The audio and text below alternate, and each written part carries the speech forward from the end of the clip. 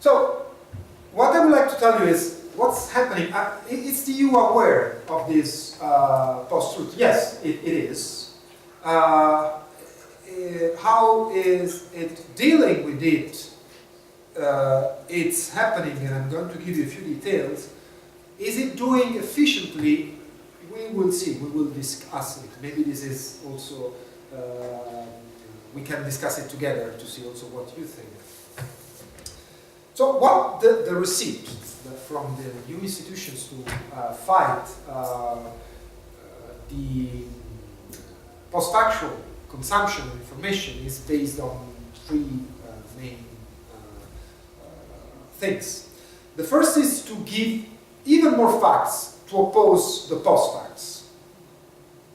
So I will use even more factual information in an age in which facts are not relevant anymore, and you can judge by yourself if this is the right strategy or not. But that's definitely one of the strategies that has been used. Enhance participation. So I want citizens to tell me more. Tell me what you think, because I want my policies to be tailored on your needs, not on what I think are your needs. And third one is the return to politics. Let me explain the 3 points in more details. More facts. And here comes the place where I work. So the PRS, European Parliamentary Research Service, was created, well, it was originally part of the European Parliament Library. But I remember I applied for the call in 2014, and I moved to Brussels. It was December 2014. And when I moved, it was 20 people, including me.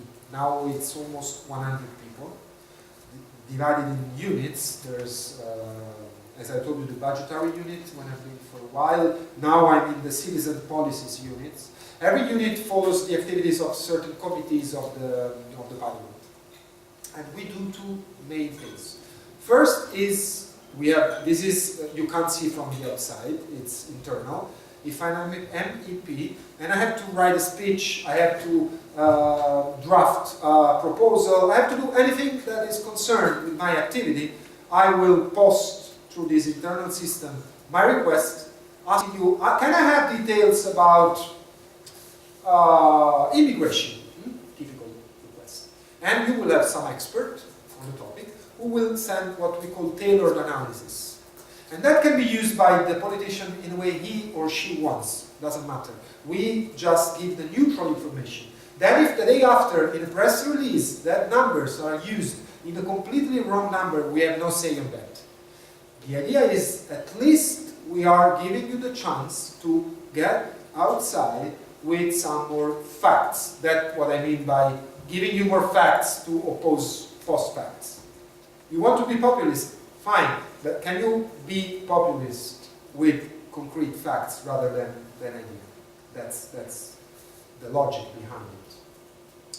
The other thing that we do, not really in a successful way, I would say, is to publish outside reports. And we have 3 different kind of products. I'm not going to bore you with details, but basically the very short one is called At a Glance. It's 2 pages. The briefing is up to 8 pages. And then we have what we call in-depth analysis, which is up to 40 pages. I don't know if you ever heard about the PRS before that, and since if you had, I would be happy, but my impression, not just mine, of the thing is that we really have to work a lot to get our knowledge known outside. Because if you are interested in doing a research on European Union matters, I would strongly suggest you to have a look in what we publish on the website, because there's a lot of information made from people who come from the academia or think tanks. So there's a lot of products. But when I go outside and I talk with people, I realize that it's not really spread that much. People don't even know the EPRS. And the second one, this one, is the European Political Strategy Center. In spite of the name, political is the same thing for the Commission. So it's a little bit smaller than us in the Parliament, but they do exactly the same thing. They provide information, technical and neutral, to Commissioner or other higher level of the Commission when they have to draft some propositions. And they also publish things outside. So I will also suggest you to check what they publish. Sometimes it's very interesting topics. So the first thing is that let's at least provide these people more facts and hope that they will use it. The second is enhanced participation. Have you ever heard about, well, it's not mentioned in the name, but maybe you heard about this big promise. Let's give us, all of us, more the right, the power to set the EU agenda. What is this?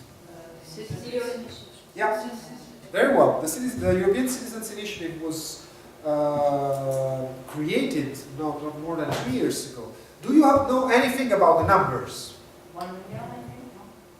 Yeah, no, that number to get the initiative. Do you know how many European Citizens Initiatives were made their way to become an initiative?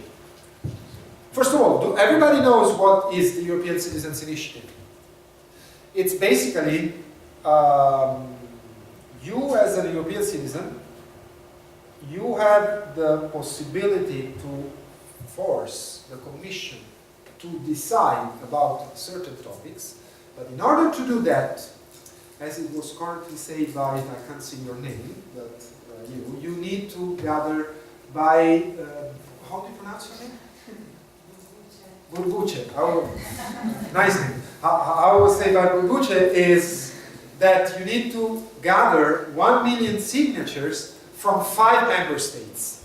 It's a big work. Yeah. It's amazing. You will find it if you are interested in Googling it. Out of more or less 100 attempts to get to the proposal, less than 10 made to the 1 million signatures. Less than 5 were considered by the European Commission, because the Commission retains the right to consider the Commission, and it makes sense because you are free to ask the Commission no matter what. So you need to have at least some control. And amazing is that the main one that made all this way through the end of the process, it was about the water, the public water, was failed by the Commission, because the Commission ended up saying, after a process that lasts for almost a year, even longer, well, it's not a priority at this moment. We're not going to take care of the public water. So I'm trying to be a little bit provocative here, but if the way is to enhance participation, and this is the main one, but there's many other ways. There's a Commission has a consultation online for every decision that is taken, and you can go and post your opinion. I still believe that this amazing word that was invented a few years ago, democratic deficit, concerning the European institution, is still there, and people still believe that there's no possible way to influence European Union, Brussels, unless you pay some lobbyists to do the work in Brussels. Which is not entirely true, but definitely if your solution is such a complicated way to get to Brussels, and then in the only case in which you actually had all the steps done, you failed the proposition for maybe even for right reasons, the message that you send outside, it's we don't really want citizens to tell us what we have to do. And the third one is the return to politics. You know what this picture is about? It's a strangely shaped banana. You know why? Have you ever heard something about bananas in the EU? No? I heard about cucumbers. Oh yeah, cucumbers is another one. Or toasters is another one. Yeah, there's many. I had another slide, then I decided to go for this one, but I had another one with all these. Well, there, especially in the, I would say in the United Kingdom, but Yeah. many other countries as well. But let's say the United Kingdom is the benchmark for this kind of myths. There was for a while the idea that the European Union, so people in Brussels overpaid thousands of euros a month to take care of what? To the shape of bananas. And there was a big topic of discussion with a lot of newspapers and a lot of people being so upset. Are we, with our taxes, paying people who are going to measure the bananas and tell us how it should be supposed to be shaped, a banana, which never happened.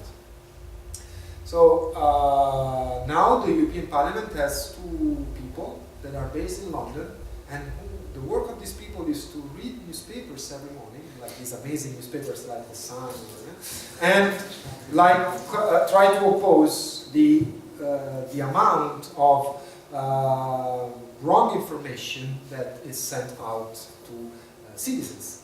It's a little bit too late, I would say, but better later than never. And why I'm saying return to politics? Because this is the first time in which I see a typical strategy of political communication that is applied by institutional communication. Institutional communication is never about you are you're opposing me, I am going to your same stage and opposing on the same argument. It's more, I gave you the fact that this institution is not my task to bring other topics to counterweight what you say. Well, now the concept finally is, well, maybe we should challenge those who challenge us, trying to explain people that we never took care of the cucumbers was the size, no? No, I think it was the shape. The shape, Yeah, okay, yes. because I think it covered Finland. Like my boss was very upset about it. He's Finnish, so basically the cucumbers are like this, and they wanted it to be straight. Ah, yeah. Okay. Another big one that is because the banana and the cucumber it dates a few years ago. A very interesting one happened, and it was a big topic of discussion. I think it was earlier 2016.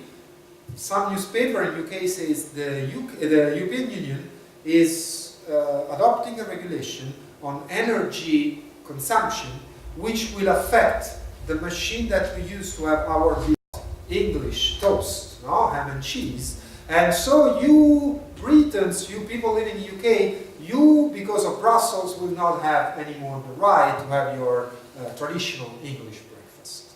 Again, completely wrong, but is this kind of rubbish in the information that is having a big impact, as I showed you before, on things that are much more serious, like an international trade agreement or the membership of one big state, big government like the UK in the European Union. And just to conclude, it's what's going to happen. What I think it's going to happen is these three things that will be on the agenda for the next months that can be understood or analyzed from the point of view of communication. It's not the only point of view, but I believe it's one interesting one.